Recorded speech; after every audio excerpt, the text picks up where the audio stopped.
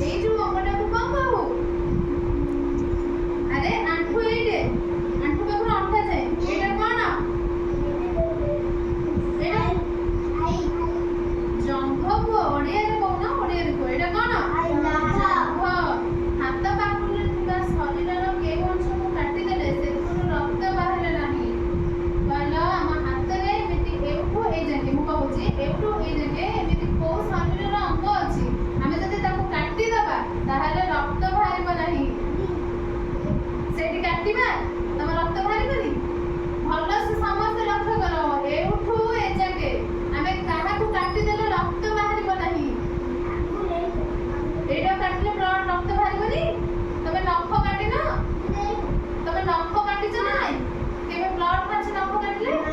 ତାହେଲେ ମୁଁ ବସ ସେଇଆ ପଚାରୁଛି, ତ ମୁଁ କହୁଛି ଏଉଠୁ ଏଇ ଯାକେ ଏଇଠି ନଖ ତମେ କାଟିନ? ପ୍ରତି ରବିବାର ତମେ ନଖ କାଟୁନ?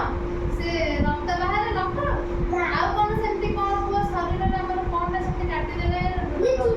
Very good. ଆମେ ଖାଉଥିବା ଖାଦ୍ୟକୁ ଖଣ୍ଡ ଖଣ୍ଡ କରି ଅଙ୍ଗର ନାମ କଣ? ଆମେ ଯୋଉ ଖାଦ୍ୟ ଖାଉଛେ ଦାନ୍ତ, ତାକୁ କାଟିଲେ ଦାନ୍ତ ଆମକୁ ଖଣ୍ଡ ଖଣ୍ଡ କରିଦଉନି? ସେମିତି ତ ଶରୀରର କେଉଁଠି ଲାଗିଥିବା ମଇଳାକୁ ଆମେ ନେଞ୍ଜେରା କହୁ? ଆଖିରେ ଏଠି ଲାଗିଥାଏ ଆମେ ତାକୁ କଣ କହୁ? ନେଞ୍ଜେରା। ସେମିତି ଶରୀରର କୋଉଠି ଯୋଉ ବହି ଥାଏ ଆମେ ସେ ଶରୀରରେ ତାକୁ ମଇଳା କହିବୁ, ସେଟା କଣ? କାନରେ ଥାଏ। ଇଏ ଶରୀରର ସମସ୍ତ ଭାର ବହନ କରେ। ଆମ ଟୋଟାଲ ଶରୀରଟା କାହା ଉପରେ ଡିପେଣ୍ଡେଣ୍ଟ, ମାନେ ଭାର ବହୁଛି କାହା ଉପରେ? ପାଦ। ଆମ ପାଦ ଯଦି ନଥିବ ଆମେ ବା ଆଉ ଠିଆ ହେଇପାରିବା? ଚାଲିପାରିବା? ଆମେ ବା ସେମିତି ବସିବା? ଆମେ ଏବେ ଠିଆ ହଉଛେ କାହା ସାହାଯ୍ୟରେ? ଆମ ଟୋଟାଲ ଶରୀରକୁ ସିଏ ରଖୁନି, ଚଲଉଛି ସେଇଟା ନାହିଁ? ମନେ ରଖିତେ ଆମ ଶରୀରର ସବୁ ବହନ ଭାର କିଏ ବହନ କରୁଛି? ପାଦ। ଠିକ ଅଛି। ତାପରେ ଖରା ବର୍ଷା ଦାଉରୁ ମୁଣ୍ଡକୁ କିଏ ରକ୍ଷା କରେ? ଚୁଟି। କେଉଁ ଅଙ୍ଗ ସାହାଯ୍ୟରେ ଆମେ ଶୁଣିପାରୁ?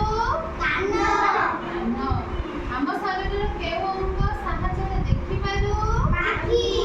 ଆମେ ଖାଦ୍ୟରୁ କଣ ପାଉ? ଶକ୍ତି ପାଉ ନା? କଥା କହିବାରେ